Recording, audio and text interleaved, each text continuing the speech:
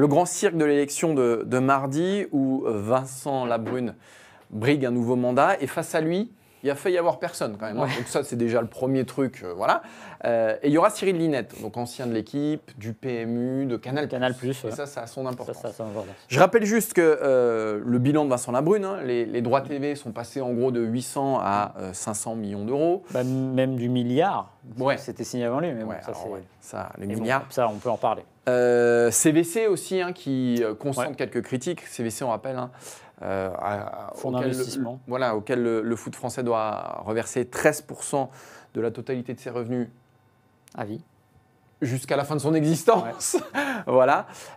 Donc il y a tout ça, voilà, un bilan de Vincent Labrune qui est quand même assez mitigé, ou du moins qu'on peut interroger. La Ligue n'était pas partie pour interroger ce bilan. On a vu des interviews complètement lunaires, notamment de Damien Comouy, président de Toulouse.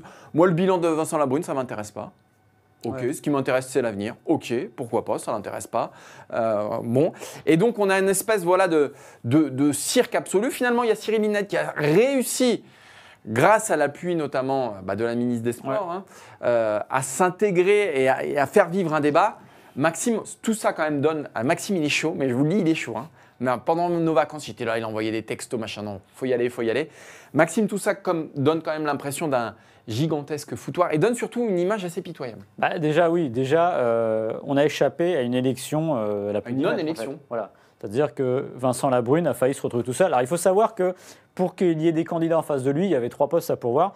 Il fallait que l'UAF, l'Union des acteurs du football, etc., c'est les représentants des joueurs, etc., tous ces trucs-là, et Foot-Uni parraine. C'est-à-dire que si les deux ne parrainent pas un candidat, il n'est pas là. Ouais. Donc en gros, Cyril Linette est parrainé par les premiers, Foot-Uni, avec un score, je crois, 57% d'approbation, qui était juste derrière Labrune à 62%.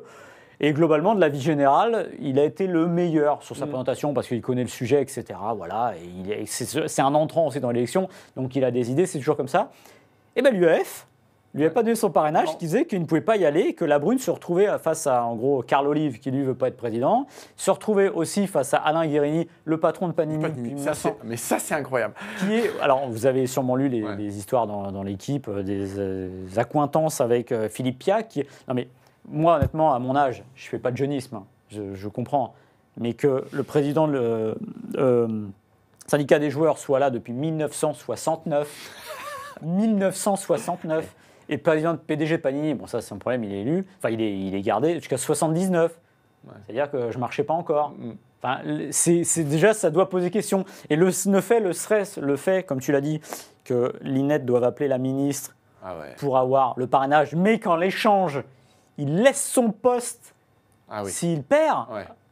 Non mais là, c'est-à-dire que tu verrouilles complètement. Enfin là, on est sur un demi-déni de démocratie parce qu'il va pouvoir se présenter. Et moi, le vrai problème, alors on va parler des mots. Je vais pas, encore une fois, je vais pas. Déballe pas tout de suite. Voilà.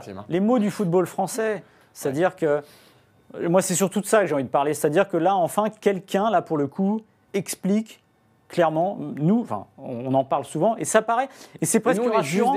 On est juste des observateurs. Mais ça paraît évident, c'est-à-dire, encore une fois, les déficits, etc., ça paraît, vu de l'extérieur, ça paraît évident. Et je ne suis pas en train de dire que c'est simple de gérer un club de football, je ne l'ai jamais fait, je le ferai sûrement jamais, et je pense que ça va être très compliqué, surtout que vous êtes pris dans un tourbillon passionnel qui est compliqué.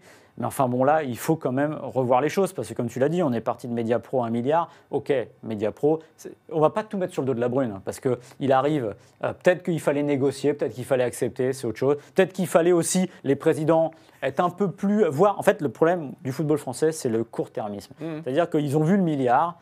Canal+, on s'en fout. Ils sont là depuis 84. On s'en fout, ils n'avaient qu'à donner plus. Donc ça, c'était la première erreur. Et Canal+, on a fait une histoire humaine. Je pense qu'avec Labrune, ça ne fonctionnera plus jamais. Parce que voilà, c'est lié. Et encore une fois, ils ont récupéré les Coupes d'Europe, etc. Mais l'erreur, je pense qu'elle est là. Et du coup, on se retrouve, c'est vrai, Martin, avec des droits TV qui sont à 400 millions d'euros par an, qui sont très peu visibles pour les supporters qui ne veulent pas payer ou 30 euros selon les formules ou 40 euros, et les droits internationaux qui, pour le coup, les droits internationaux qui n'ont pas doublé a priori, et Beansport qui doit mettre 100 millions sur un match qui n'a toujours pas payé.